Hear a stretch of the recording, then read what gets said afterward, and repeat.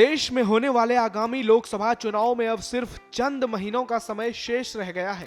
एक तरफ प्रधानमंत्री मोदी की अगुवाई वाली एनडीए पूरे दमखम के साथ चुनावी मैदान में है, वहीं दूसरी ओर इंडिया गठबंधन में अब तक कुछ तय नहीं दिख रहा। कल ही अयोध्या में रामलला के भव्य राम मंदिर का उद्घाटन हुआ है। इस दौरान अयोध्या से पीएम मोदी राम मंदिर के सहारे विरोधियों पर अप्रत्यक्ष रूप से निशाना साध रहे थे, तो दूसरी ओर कांग्रेस नेता राहुल गांधी पूर्वोत्तर राज्य असम से भारत न्याय यात्रा के सहारे अपने कैडर वोटरों को यह संदेश दे रहे थे कि उनके लिए हिंदुत्व प्राथमिकता नहीं है। लेकिन एक बार फिर मोदी बनाम राहुल की जंग में पीएम मोदी राहुल गांधी पर भारी साबित होते दिख रहे हैं, क्योंकि कांग्रेस की भारत न्याय यात्रा के बीच ही इंडिया गठबंधन के लिए बुरी खबरें सामने आई हैं।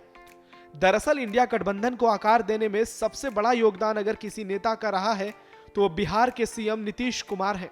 और आज बिहार से दो ऐसी बड़ी खबर आई है जो इंडिया गठबंधन के लिए काफी नुकसानदायक साबित हो सकती है, और इसका व्यापक असर देश के सबसे बड़े राजनीतिक सूबे उत्तर प्रदेश में देखने को मिल सकता है, क्योंकि इंडिया गठबंधन के लिए यूपी सबसे महत्वपूर्ण है और उसका कारण है प्रदेश में लोकसभा की 80 सीटें। दोस्तों, आपको बताते हैं आखिर नीतीश कुमार ने ऐसा क्या किया जिससे इंडिया गठबंधन मुसीबत में आ गई है, और इस कड़ाके की ठंड में भी बिहार का सियासी पारा 7वें आसमान पर पहुंच गया है। दरअसल इसका कारण है जेडीयू के राष्ट्रीय अध्यक्ष और बिहार के सीएम नीतीश कुमार, जिनकी राजनीति को समझना हर किसी के बस की बात नहीं है। दोस्तों, पिछले कुछ समय से इंडिया गठबंधन से नाराज नीतीश कुमार जेडीयू के वरिष्ठ नेता विजय कुमार चौधरी के साथ आज सुबह सुबह अचानक से राज्यपाल से मिलने पहुंच गए। जानकारी के मुताबिक सीएम नीतीश और राज्यपाल के बीच बंद कमरे में तकरीबन 40 मिनट तक बातचीत चली।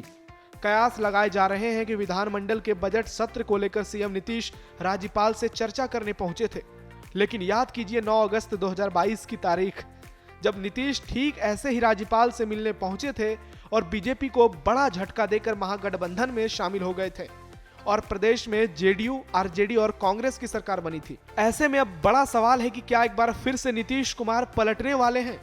राज्यपाल से नीतीश की यह अहम मुलाकात ऐसे वक्त में हुई जब नीतीश की एनडीए में वापसी की अटकलें चरम पर हैं। चंद दिनों पहले ही केंद्रीय गृह मंत्री अमित शाह ने एक इंटरव्यू में कहा था कि अगर नीतीश एनडीए में वापसी चाहते हैं तो हम इस पर विचार कर सकते हैं। यानी इशारा साफ था कि नीतीश के लिए बीजेपी के दरवाजे खुले हैं। शाह के इस बयान के बाद से बीजेपी और जेडीयू नेताओं के सुर एक दूसरे के लिए बदल चुके हैं। अमित शाह के बयान के बाद बिहार के राजनीतिक गलियारों में भी जेडीयू और आरजेडी के रिश्तों में खटास की चर्चाएं होने लगी हैं। इसका फायदा उठाते हुए बिहार बीजेपी नेता संजय सरावगी ने हाल ही में कहा था कि इंडी गठबंधन का कोई भविष्य नहीं है।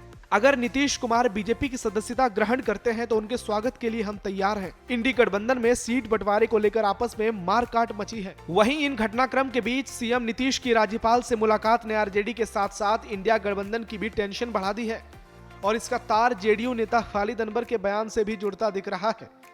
दरअसल 29 जनवरी को राहुल गांधी के नेतृत्व में कांग्रेस की भारत न्याय यात्रा बिहार पहुंचेगी। इसे देखते हुए कांग्रेस की ओर से कहा गया कि बिहार के सीएम नीतीश कुमार प्रदेश में राहुल गांधी की यात्रा के साथ जुड़ेंगे और उनका स्वागत भी करेंगे। लेकिन जेडीयू के वरिष्ठ नेता खालिद अनवर ने पलटवार करते हुए कांग्रेस के इस दावे को सिरे से खारिज करते हुए आज बड़ा बयान दिया है, जो इंडिया गठबंधन के लिए किसी मुसीबत से कम नहीं है। खालिद अनवर का कहना है कि अभी तक कांग्रेस की ओर से भारत न्याय यात्रा को लेकर आधिकारिक तौर पर कोई न्योता नहीं मिला है और न ही जेडीयू अध्यक्ष से इस मुद्दे पर बातचीत हुई है। वो भी इस बात से अनजान है कि आखिर कांग्रेस की ओर से इस तरह के दावे क्यों किए जा रहे हैं। खालिद अनवर ने कहा कि जनता दल यूनाइटेड इस यात्रा का स्वागत करने के लिए तैयार नहीं है।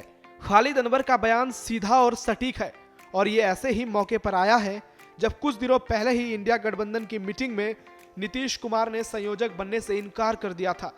यानी सियासी गलियारों में नीतीश के पलटने की खबर ऐसे ही नहीं चल रही है। प्रत्यक्ष और अप्रत्यक्ष रूप से इसके कई कारण सामने दिख रहे हैं। अब सवाल है कि नीतीश अगर पलटी मारते हैं तो इसका खामियाजा इंडिया गठबंधन को कितना भुगतना पड़ सकता है, खासकर उत्तर प्रदेश में। तो आपको बताते हैं, नीतीश कुमार जिस कुर्मी जाति से आते हैं उस जाति की यूपी में 6% से ज्यादा आबादी है और पूर्वांचल की कई सीटों पर इसका खासा प्रभाव भी है, जिनमें मिर्जापुर और फुलपुर जैसी अहम सीट भी है। हालांकि मौजूदा दौर में इस क्षेत्र में बीजेपी की सहयोगी अपना दल का दबदबा है और अनुप्रिया पटेल के इलाके में सेंध लगाना नीतीश के लिए आसान नहीं होगा। लेकिन अगर नीतीश एनडीए में शामिल होते हैं तो इसका सीधा फायदा एनडीए को मिलेगा, क्योंकि अनुप्रिया पटेल के साथ नीतीश के प्रचार का असर सीधे कुर्मी वोट बैंक पर पड़ेगा और इंडिया गठबंधन को इसका पूरा खामियाजा भुगतना पड़ सकता है। हाँ, ये बात अलग है कि 2022 के विधानसभा चुनाव में पूर्वांचल में सपा को अच्छा खासा वोट प्रतिशत जरूर मिला था, लेकिन बीजेपी ने पश्चिमी यूपी से इसकी भरपाई कर ली थी, जहां से सपा और कांग्रेस को काफी उम्मीद थी।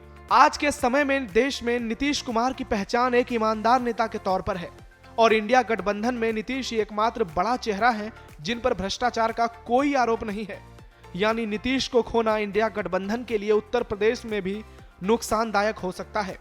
ब्यूरो रिपोर्ट, श्रेष्ठ उत्तर प्रदेश।